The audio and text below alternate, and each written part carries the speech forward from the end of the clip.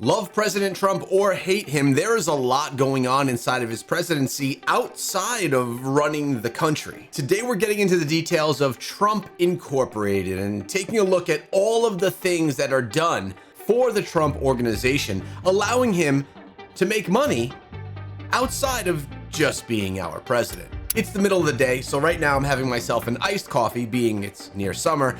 Let me know what you guys are drinking, and thanks for subscribing to the channel. I appreciate your support. Now let's dive on in. This is TrumpStore.com. We've got hats, Trump 2028, 4 more years, Gulf of America. Of course, the classic Make America Great Again in various shapes and sizes and colors and bundles for you and all your friends. But really, TrumpStore.com has everything. They've got shot glasses, wine glasses, liquor glasses, beer glasses, teddy bears, kitchen essentials, robes and linens, skincare, pickleball paddles, dog collars, blankets, candles, perfume, ornaments, shoelaces, ties, and pins. For some reason, they sell a $1,200 deck chair on here. $1,200 deck chair, that's actually insane. But you know what this reminds me of? When a content creator like myself wants to open up a shop, I could take my logo and post it on a host of different items that I can then put into a store and sell to you guys, my viewers. I actually do have a shop, but I don't promote it ever. Anyways, I don't have a deck chair.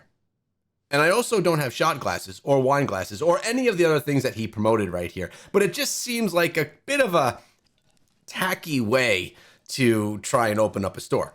Just saying, let's continue. It's just a humongous mess of stuff. They've got keychains, sneakers, shirts, jackets, vests, pajamas, tote bags, jewelry, workout clothes, an entire section for golf supplies, and a $550 purse that has the words Trump in Swarovski crystal that's listed as gold, even though they only sell it in silver. Actually though, I kind of do like this, the USA 250 anniversary hat that features the Liberty Bell, a bald eagle, the Statue of Liberty, Mount Rushmore, and the American flag all embroidered on one trucker hat. This might be the nicest thing on here. This is probably what happens when you go to an Alibaba supplier and say, hey, take my logo and put it on one of everything you have. There's no vision, no style, no aesthetic. It's just merch slop. Regardless of my opinion though, the point is the Trump Store makes a ton of money. Known on paper as T Retail LLC, TrumpStore.com has been around since 2017 when Trump first became president, and since then, it's generated between $18 and $20 million in sales. This is the first time an American president has sold merch while in office, let alone making millions of dollars a year while doing so. But if you're wondering what this means, well, my answer is that really it means nothing. Is it even legal? Is a president allowed to use their presidency as a platform to sell items to make a profit? I don't even know. Did you guys really think I was going to make an entire 40-minute video where the entire point is just me crying that the president selling millions of dollars worth of bedroom slippers and shot glasses on an online merch store is a symbol of the rapidly approaching death of the United States as a nation? Okay, I lied. That actually is exactly what I think that means. But the deeper I started to look at how the Trump family is making money right now, the online merch store started to look downright innocent. But more importantly, I'm late for an appointment to go get my new watch.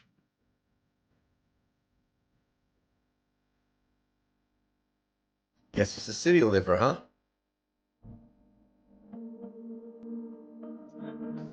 This is the Fight Fight Fight Red Beauty timepiece, a $499 watch sold by Trump Watches that basically looks and feels like something you could get behind the counter at a bodega in Chinatown. Do you guys hear that? This is my Tissot. This is the nicest watch I have. I've had it for 2 years, worn it almost every day. This is my brand new Trump watch. Sounds cheap. Incredible. This watch represents something that's never happened before in American history. The president is running a business empire in the White House. That's the real deal. That's the real deal. Today we're here to introduce Trump Mobile. Get your Trump watch right now. Go to gettrumpwatches.com. It's Trump time. But the watch is really just the funny part. The $3 million they made from selling these watches is a lot. I could retire my whole family forever with that money, but it's also nothing in comparison to the Gulf state money, the Israeli real estate money, the crypto companies, the defense startup contracts, and this whole network of family and friends that are making billions of dollars from Donald Trump's status as president. Do you guys remember that when President Trump was coming into his second presidency, he launched the Trump coin, which was a huge pump and dump for anyone that knows anything about crypto. He launched the coin, had high value, tons of people went into it, and then it instantly dumped down to almost nothing. I don't know the exact numbers because I never purchased into it and I tried to stay away from all crypto at that point in time. But it was just strange that he was able and allowed to use his platform, his presidency, his popularity at the time to launch a coin that had no value. Really, this video is about one simple question. How did the Trump empire turn the presidency into a business opportunity? Just how deep does their mixing of politics and money go? And what does it mean for the rest of us? So the Trump watch brand, which is known legally as the Best Watches on Earth LLC, is actually a whole line of watches, and it ranges from what I've got here all the way to the $100,000 Trump victory watches that are made entirely out of 18 karat gold and decorated with 100 diamonds and feature tourbillons, tiny handmade cages made from dozens of microscopic rotating parts that typically signify that a watch is very expensive and very high quality. Point being, 2024 and 2025 saw the release of a whole range of Trump branded product lines. They recently did a line of $250 perfumes and colognes that come in bottles shaped as golden Trump statues, Trump guitars, a line of instruments adorned with gigantic bald eagles and American flags. They even launched godblesstheusa.com, a website where you can buy a $100 book that contains the US Constitution, Declaration of Independence, the King James Holy Bible, and the lyrics to Lee Greenwood's classic song, God Bless the USA. Most recently, the Trump family announced a new brand called Trump Mobile, where they're selling $499 gold-colored made-in-America smartphones. And that's not even to mention the Trump NFT line, which featured a limited run of 45,000 virtual Trump trading cards that all sold out in 24 hours. But point being, when I started looking at what these products actually are and where they're coming from, it quickly got pretty absurd. All of this stuff is presented as grand and luxurious and powerfully American. Tell me, is he about to say that all this stuff is made in China? Let's see. Let's just look at the watches, right? Now, I'm a guy who likes watches, but I have not yet bought a watch that isn't available for next day delivery on Amazon. That's the level I'm at, okay? So I can't really analyze the horological qualities of the Fight Red Beauty, but I can tell you it only took me 5 minutes on Google to find evidence that these $500 to $3,000 watches from TrumpWatches.com are made with $25 worth of Alibaba parts. I mean, you know, not to get too technical, but this Fight Red Beauty literally has a quartz movement in it for $500. That's pretty insane. I even found a number of posts online from people who claim to be experts saying that the $100,000 Trump watches are made with Chinese parts as well. The Trump phone is the same story. It was found to have been based on a $200 Chinese smartphone with a new back panel installed. And furthermore, those were never even shipped to customers who paid for them. The Trump guitars, the Bible, the sneakers, the fragrances, it's all pretty much the same story. The Trump Bible that sells for $99 to Americans, this is pretty crazy to me. It was found by the Associated Press to have been made in China at a cost of $3 per book. That's insane. I mean, I'm not surprised at the low cost of these things because they're made over in China. But wow, for when you're trying to sell product as all American, I'm America, I'm Mr. America, this is all American, to have it made in China is just, it's like backstabbing. At least have the products, even if you want to mark them up a crazy amount, at least have them made in America. Meanwhile, for the Trump guitar, the Chinese factory that made those actually came out and said, hey, yeah, that's our work. We did that. You know, it's got these bald eagles, these big flags, make America great again. And then it's just made in some factory in China. And I thought this was kind of funny. After they released Trump guitars, Les Paul sent over a cease and desist and said, hey, you just ripped off our design in its entirety. Like, don't sell these anymore. The point is that these products are making the president a mountain of money.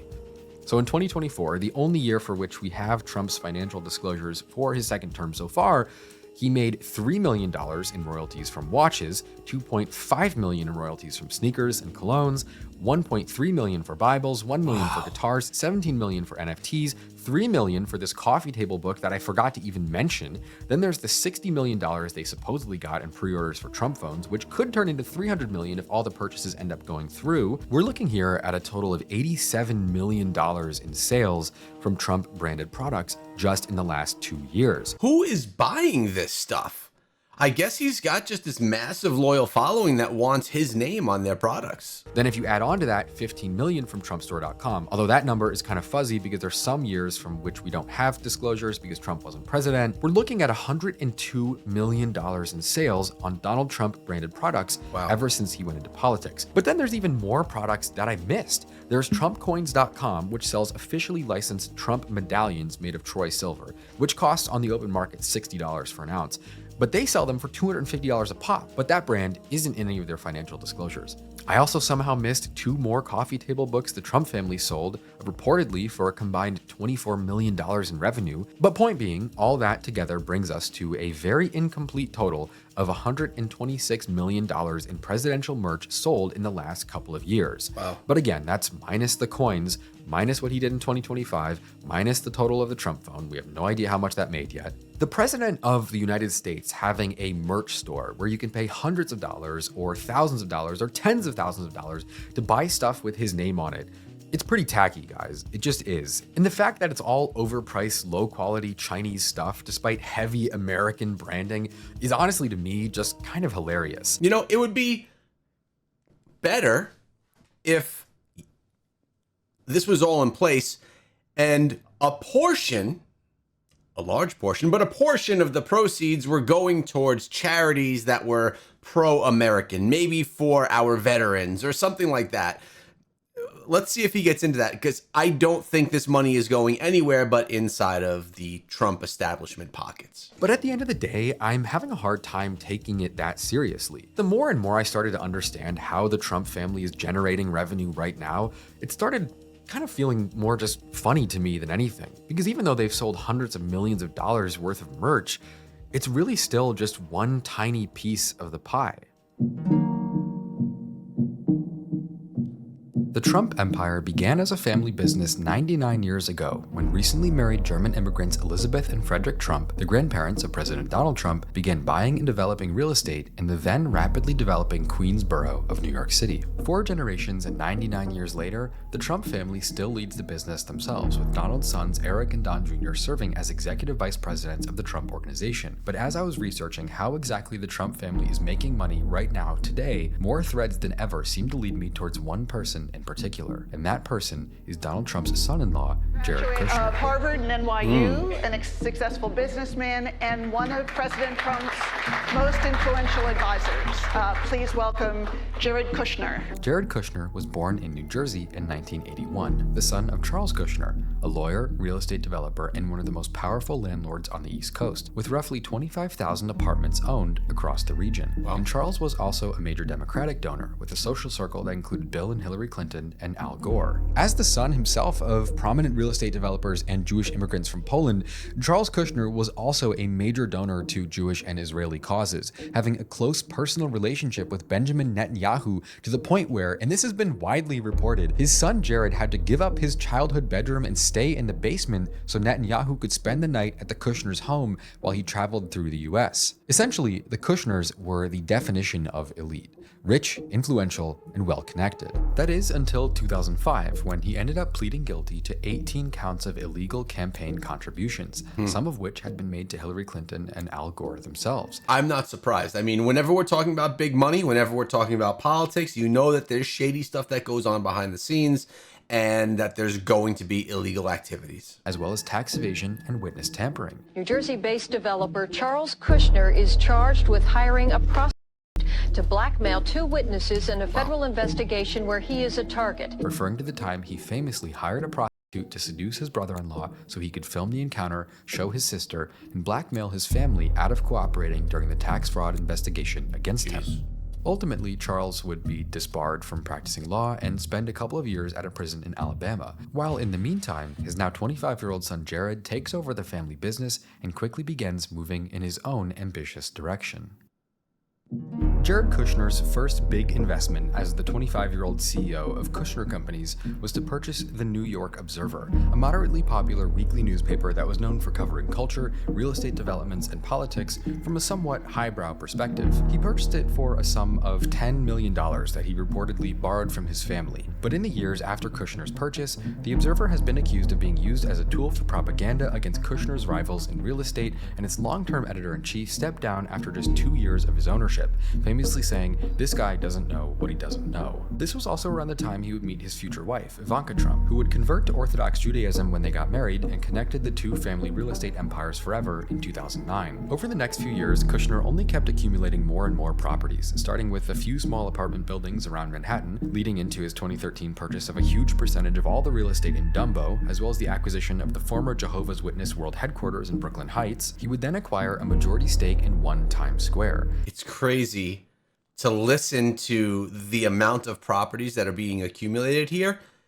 It screams the rich get richer. It's crazy. The internationally famous building that hosts the yearly New Year's Eve ball drop for $375 million, borrowing most of it from the same Israeli investment firm that financed illegal Israeli settlements in the West Bank in 2008. Ultimately, after 8 years of leading his father's company, Jared Kushner had purchased about $1.8 billion of real estate all over New York City, in a time when New York City real estate was rapidly increasing in value.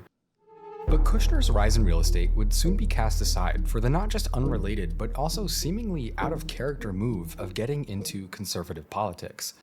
Before 2016, Jared Kushner had been a lifelong Democrat, with his newspaper having endorsed Obama in 2008, and he personally had donated to many Democrat politicians throughout his adult life. But the story goes that when Donald Trump began his presidential campaign as a Republican, Jared Kushner quickly shifted his focus away from real estate entirely and pivoted into making sure his father-in-law would get elected. After handing control of the family business to his brother, he personally led Trump's $100 million social media campaign and was considered by many to be Trump's de facto campaign manager, reportedly also choosing Trump's Vice President Mike Pence by hand. You know, Jared had a very easy life.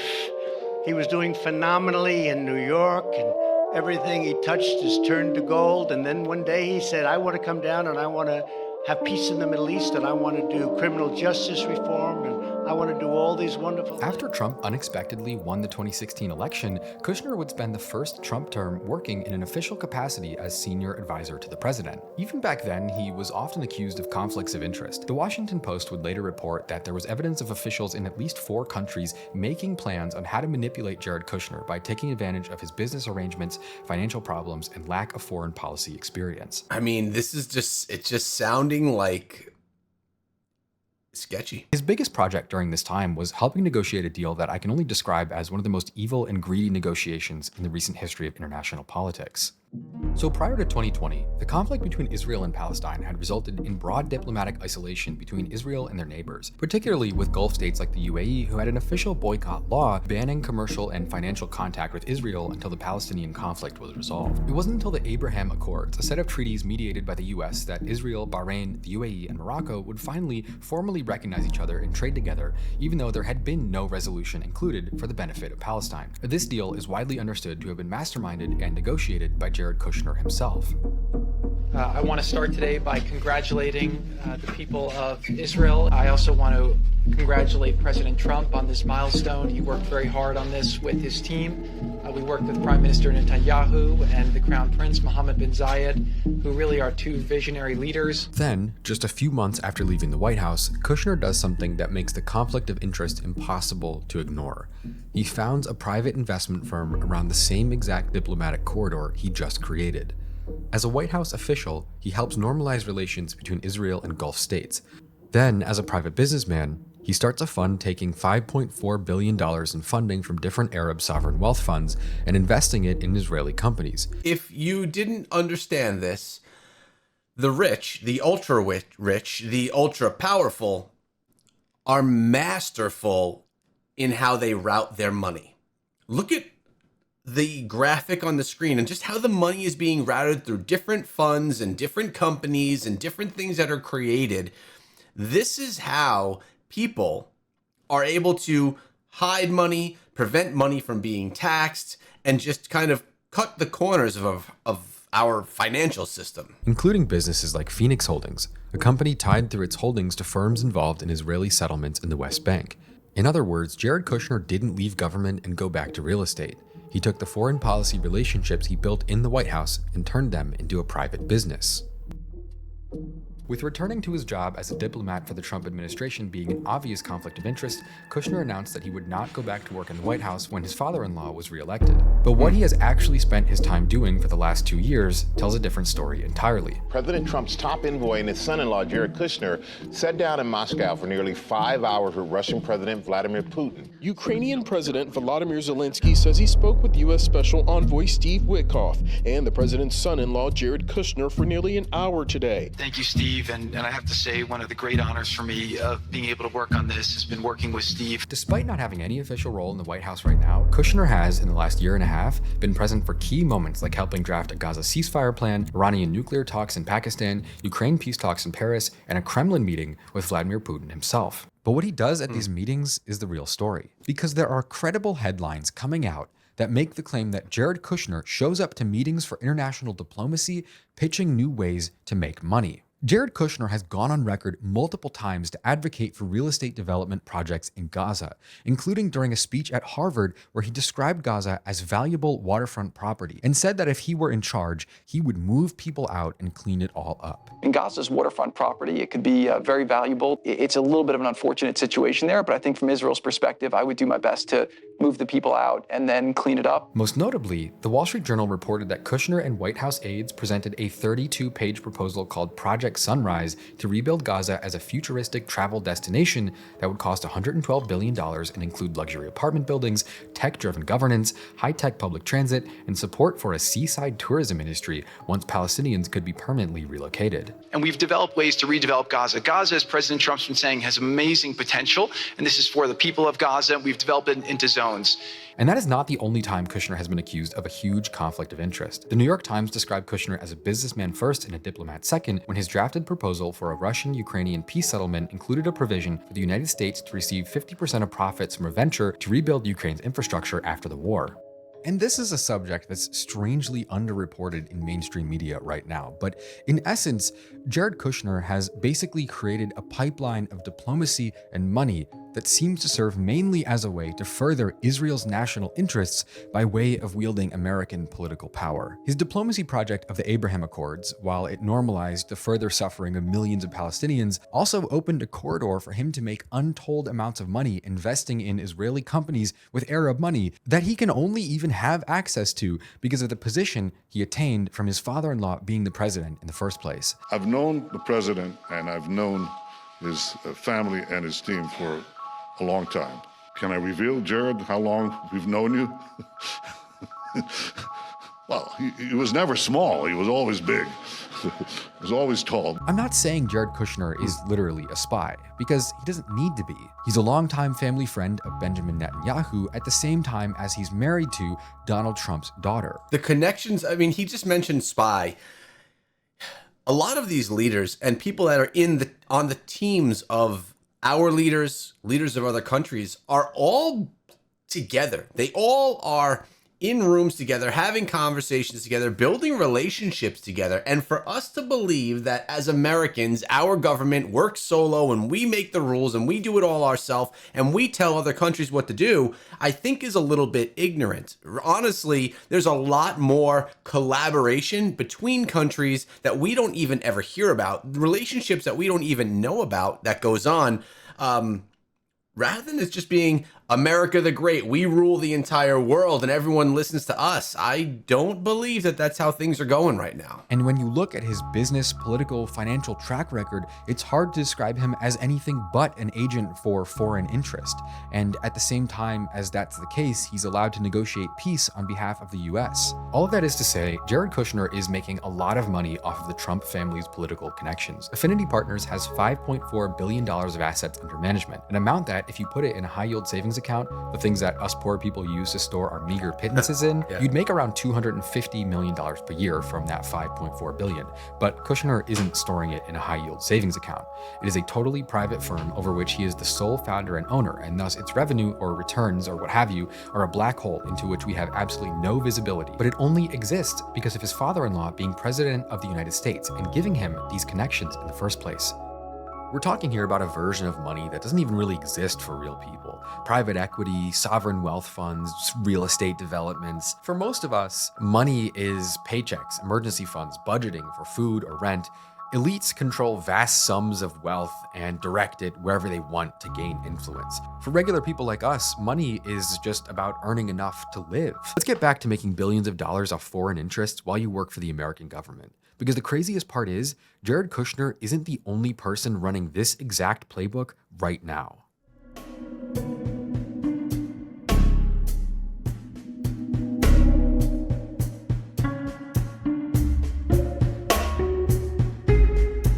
One late night in the winter of 1986, Donald Trump walks into a deli to buy a snack, only to realize that he doesn't have any cash on him. But as luck would have it, a young lawyer working for a firm that was at that moment representing Trump during a government audit happened to walk in and give him the money for a ham and cheese sandwich. His new friend, Steve Witkoff, was enamored by Trump's glamorous real estate playboy lifestyle and began following in his footsteps in every way possible. Witkoff, in fact, left his career in law, began investing in New York real estate during the massive 1980s real estate crash, and while he never quite became a real estate mogul turned pop culture icon, he made billions of dollars buying property in New York anyway. By the 1990s, Witkoff owned 11 million square feet of commercial property and 7,000 apartments from Manhattan to the Bronx and more. He even notably established a presence in South Florida alongside Trump when he opened Mar-a-Lago there in the 1990s. Even the structure of Steve Witkoff's company is modeled after the Trump organization. You hear that? Mar-a-Lago? Do you remember that Mar-a-Lago was the same place that Jeffrey Epstein and Ghislaine Maxwell were at an event with President Trump and his wife? We did a video on that recently, and it's funny that inside of this one, we see that Mar-a-Lago connection. With his two sons leading the Witkoff group alongside him, and Alex, the younger son, recently named his son Donald James Witkoff, presumably in tribute to their close family friend, Donald John Trump. And so when Trump won the presidency back in 2024, he offers his good friend Steve Witkoff a job in the White House as the special envoy to the Middle East. Now, Steve Witkoff has absolutely no experience doing international diplomacy, like literally none. But that isn't even the problem here. The problem is that just a couple of months before Witkoff took this new job, a brand new crypto venture called World Liberty Financial had been founded by a team comprised of Donald Trump Jr., Eric Trump, Barron Trump, and Steve Witkoff's two sons, Zach and Alex. And they would immediately start doing business with the same Middle Eastern governments that it was Witkoff's job to negotiate with over life and death and war and peace. And essentially, the general public does not know who bought what from World Liberty Financial. The whole point is that it's decentralized crypto that can't easily be tracked. We only know the identities of a small handful of people who invested in the project, but those we are aware of still paint a very specific picture. For one, we know that after crypto billionaire Justin Sun invested around $75 million in the project, the SEC backed off of an investigation they were conducting into his companies. Another piece of the World Liberty Financial puzzle is Changpeng Zhao, the founder of Binance, the biggest crypto exchange on Earth and the world's 17th richest person. Zhao, also known as CZ, had been convicted of violating the Bank Secrecy Act after Binance was found to have knowingly not reported Al-Qaeda, Hamas, and child sexual abuse related transactions. He served 4 months in prison in 2024, only for him to be given a complete and total pardon by President Trump in 2025, a few months after Binance listed USD1 as a token on their platform. Not long after that, a company backed by the government of the UAE announced that they would use $2 billion worth of USD1 to finance a large transaction. It seems like knowing the right people can get you out of jail for doing crimes as long as a favor is done on your end. Like USDC being available or USD1 being available on Binance, getting the creator of Binance removed from prison. Generated the Trumps an estimated $80 million in fees, only for an agreement to be reached 2 weeks after that the UAE should get access to 500,000 of NVIDIA's most advanced GPUs for AI research, a deal that had previously been stuck in limbo for months. There's no indisputable proof that any of these deals fit the official definition for corruption, so I can't make that claim in this video, but I can tell you that when you look at World Liberty Financial for what it is, it looks a lot like a system built to make bribes look like normal transactions. And so in response to the many accusations they've received of corruption and bribery and so on, WLF has responded by saying that this company is run by Trump and Witkoff's sons, and that the fathers have absolutely nothing to do with operations at all, and that they are focused exclusively on deploying world-class products to benefit the American economy, and that there have never been any conflicts of interest at the firm at all. Ultimately, the Wall Street Journal reported that the Trump family's 75% share of net proceeds from World Liberty Financial tokens would be equivalent to around $1.2 billion so far, with the Witkoffs having made for themselves around $200 million. And so this brings the total amount of money that the Trumps and their associates have made from business in office to just about $1.6 billion that I can trace, with untold more that I can't, with another $7.4 billion in assets created thanks to political connections and deals. But even then, World Liberty Financial is not the only crypto venture that the Trumps have made money from in the last 2 years. Island. Eric Trump is also heavily involved in the crypto industry, reportedly holding a $90 million stake in a company called American Bitcoin that operates facilities for mining crypto in New York, Texas, and Alberta, Canada. The Trump crypto venture that received by far the most attention in the press, though, was not a dollar-backed reserve token or a physical mining operation or anything that sounds even vaguely legitimate, but a meme coin. The Trump family's latest ventures, 2 new cryptocurrency meme coins, are a historic first for a sitting president, and they're arguably the most controversial investments ever made by a commander-in-chief. Did we not mention this at the very start of this video? I'm not an expert on crypto. I might hold some, I might be vaguely aware of how it works, but, my opinion has always been, if you're some libertarian wacko who stacks Ethereum in your hard drive and uses it to buy Chinese peptides, pretty harmless. But the rest of the stuff, it's just not for me. And meme coins are this thing that's really not for me. It's this whole culture of crypto where there's no purpose for it at all. There's just these digital casinos where you buy in, see how high the token goes, and you either get out before it crashes to zero or you don't. It's a zero-sum game. You can't just make more supply whenever you want like you do with Bitcoin. So for every person who does make money off of a meme coin, there is a group of people or person who lost the same amount of value. At best, it's gambling. At worst, people are being convinced to throw their hard-earned money in the garbage.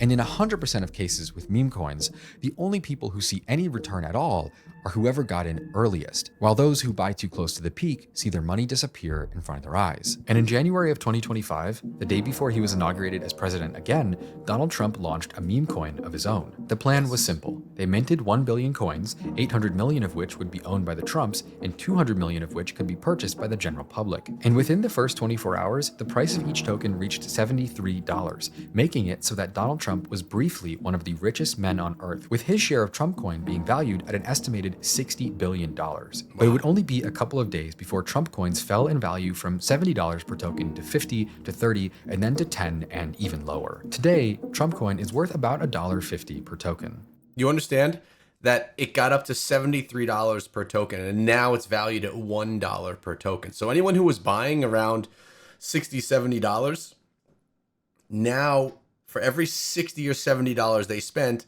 it's valued at $1. Reporting on how much money Trump made from Trump coin varies, but one article from Reuters claims that Trump's share of the proceeds is around $615 million, while some sources say it could even be more than that. Of course, though, thanks to the nature of what a meme coin is, having made that much on tokens is only possible due to retail investors who themselves lost $674 million in the process.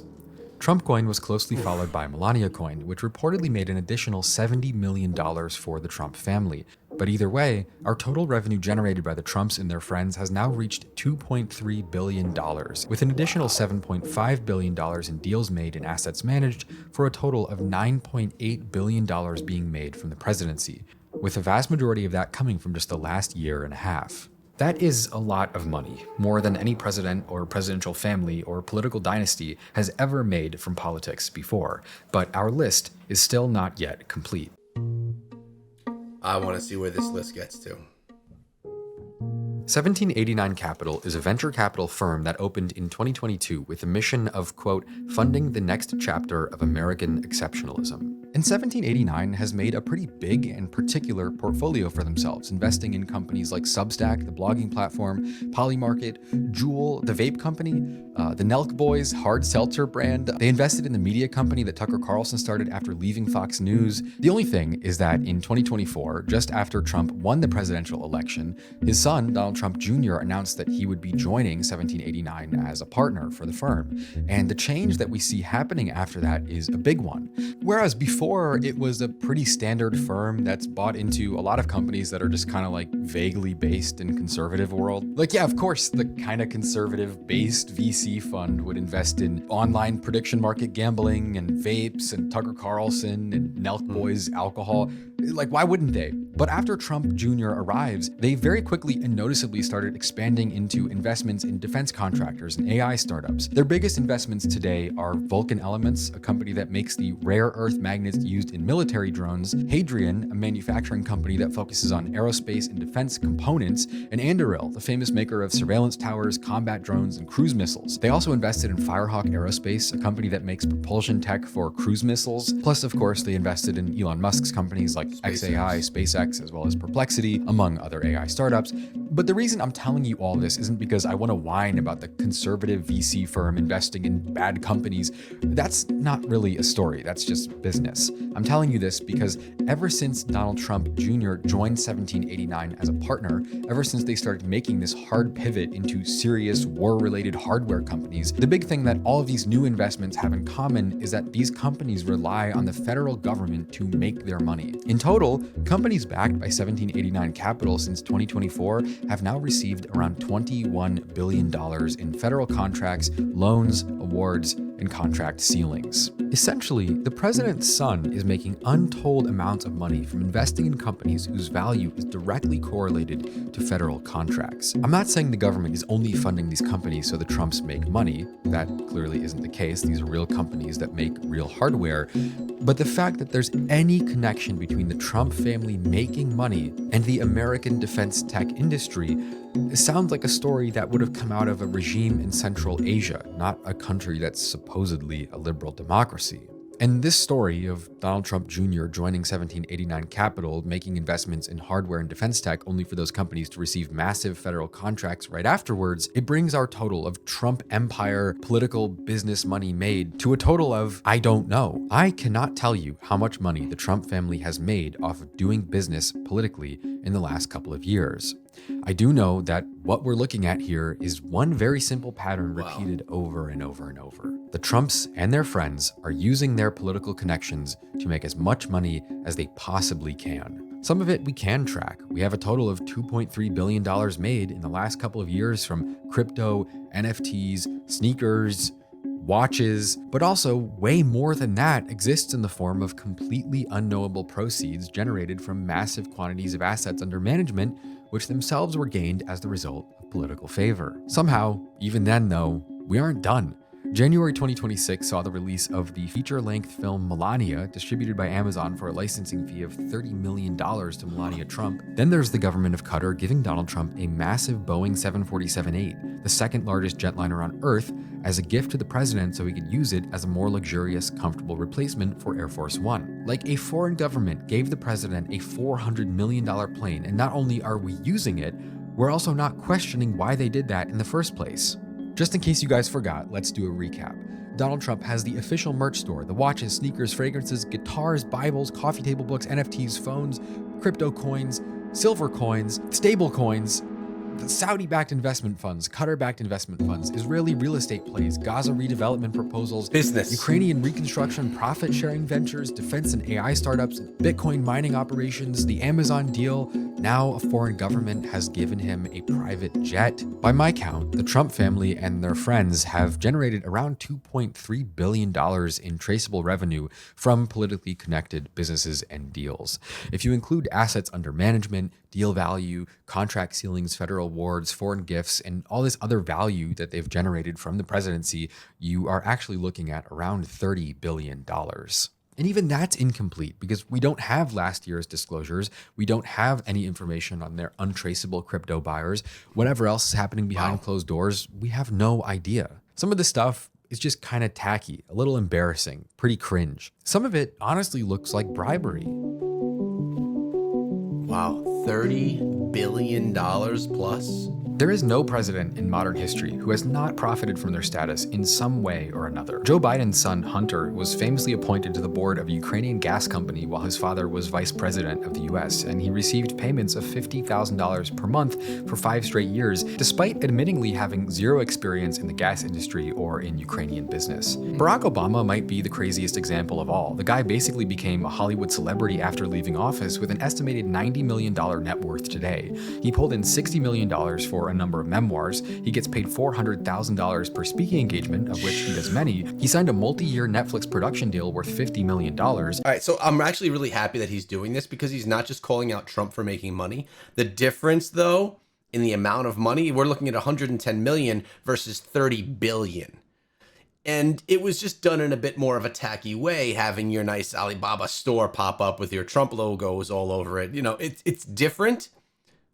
But it's worth noting that all presidents have profited in some way post their presidency. The guy owns an $8 million home in Washington, just up the street from where the Kushners lived during Trump's first term. On the exclusive elite island of Martha's Vineyard, he owns a $12 million compound that he bought from the former owner of the Boston Celtics. He has a multi-million-dollar mansion in Chicago, and he's reportedly building a beachfront compound in Hawaii with perimeter walls, guard towers, and multiple buildings on the property. Obama went into the White House an upper-middle-class senator with a net worth of around $2 million from his home and a book he had written. 17 years later, he's the definition of an elite, influential, well-connected, and very, very rich. Almost 100% of the time, though, both the sitting president and their close friends and families have all agreed to stay out of business, especially politically related business, at least until their terms were over. Most of the time, presidents make their money almost exclusively from book deals and giving speeches, and that's the sort of thing that tops out at a couple $1 million, which is a lot, but in comparison to the list we're tallying here is almost nothing. There is one instance where President Jimmy Carter, who himself had given up the rights to his $350,000 share in a family peanut farm before entering the White House, ended up getting dragged into a controversy anyway when his brother Billy was caught developing a secret relationship with the government of Libya, including personally meeting with Gaddafi himself at a time when Gaddafi's regime was considered an enemy of America. The story goes that he was attempting to use his tangential connection to the presidency to make connections in the Libyan oil industry for his own benefit. I mean, let's be fair here. If your brother, husband, anyone that is in a presidential position or high position of authority, you're going to be able to utilize that relationship that you have with that person. So let's say that the president is my brother. I'll be able to utilize my brother's presidency to further pursue my goals and dreams and opportunities in life as well. It's just how sketchy are you going to get with that growth versus how are you going to do it in a more legit fashion. He was partnered with an oil firm in Florida as part of this whole process. He even received a $200,000 payment from the regime as an advance for the oil he was supposedly going to sell for them. When Billy Carter's dealings were revealed, America recoiled. There was a Senate investigation, there was a media panic, and the situation was even given a nickname: Billygate. And all of this was because of a $200,000 check. By the way, that $350,000 peanut business that Carter put in a trust so he could be president, when he left office, the operation was $1 million in debt and had to be sold so his family could recover financially. What I'm getting at is that the presidential attitude on money has been clear for a long time. President Harry Truman famously said, "No young man should go into politics if he wants to get rich or if he expects an adequate reward for his services. An honest public servant can't become rich in politics. He can only attain greatness and satisfaction through service." Eisenhower, just before leaving office in 1961, similarly said, "In the councils of government, we must guard against the acquisition of unwarranted influence, whether sought or unsought, by the military-industrial complex. The potential for the disastrous rise of misplaced power exists and will persist." Those words didn't age well now, did they? Look, the Trumps have had a family business in real estate since the early 1890s when Frederick Trump was buying land in Seattle. For all intents and purposes, I'm not morally against a family real estate business because that's the world we live in right now. There's nothing I'm going to do about that. But when you look at the Trump family business and what it's become, a pattern of extracting value at every possible level, overwhelmingly thanks to their political connections, becomes clear. From selling trinkets and coffee table books to retirees who have no taste, to making really awesome watches, to business deals that flow money from the Saudi government into Israeli real estate while they skim profit off the top, to launching crypto coins that make them hundreds of millions of dollars while their followers lose hundreds of millions at the same time, to investing in companies that are positioned to make money from government contracts that their family's administration is positioned to hand out, to selling shitty Alibaba watches for $800 a pop, to seemingly running deals with foreign governments on the back of their participation in Trump-owned crypto projects. It's grim, it's dark, and if it happened 40 years ago, it would have been a presidency-ending scandal. But the Trump family is not secretly corrupt. They're openly demonstrating that the presidency can be converted into a business model, and no one really cares. I found and then verified this graphic from Popular Information on Substack that showed that out of 202 articles from the New York Times, Washington Post, Associated Press, CNN, so on and so forth, only 6 of the indexed articles, or 3%, mentioned the conflict of interest arising from Jared Kushner pulling the vast majority of his income from a firm funded by the Saudi government. No one, not Democrats, not Republicans, cares about any of this. The contents of this video contains enough controversy and corruption to end an entire political dynasty, and many dynasties have been ended for far less, but there is very little attention being given to it. But at the same time, why would there be? In a world where copying Nancy Pelosi's stock trades reliably beats the market almost all the time, this stuff just isn't news anymore. We've been trained to expect it, but this is not how it should be. One of the biggest conservative talking points in the last year or two has been about the philosophical distinction of what America is as a nation in regards to the attitudes of recent immigrants. I very often hear these arguments about how people who come to the US, these illegal aliens, do not care about the values of America as a nation. They're not invested philosophically in what we stand for as a people, and that they view the US as not a place to live or to call home or to build your life in, but as an economic opportunity zone that should be plundered for personal and familial gain. And I would agree that these people are right. There are people in the United States plundering our coffers, taking advantage of us, treating the nation, the people, as an economic opportunity zone that can be taken advantage of and have value extracted without having to participate in what makes America, America. I just disagree on one small point, and that is who is doing the plundering. In a time when foundational elements of life itself, like home ownership, future planning, raising children, when that sort of stuff is growing more and more out of reach for the vast majority of people my age, watching leaders who are entrusted with the stewardship of our country use their position to enrich themselves beyond reason, while it becomes progressively more and more impossible to see a stable future for ourselves, it makes one thing very clear. We are indeed a society occupied by a group who seek maximum extraction, while the good, hard-working American people crumble under the weight of these invaders. And these invaders, these aliens, are our so-called elites. These sociopaths who have managed to grab the wheel and are steering us maniacally ever closer to a cliff from which no one will be able to climb back up. What an interesting take. And it's unbelievable to me how much money the Trump organization has brought in since presidency. Over $30 billion. That has been documented. That has nothing to do with his wages as president. That has to do with everything outside of the presidency. This was an amazing video. I'll be linking the full video down below if you want to go take a look and support his channel. And if you want to dive deeper into corruption and anything around those topics, you're going to want to check out this video. I'll see you guys over there.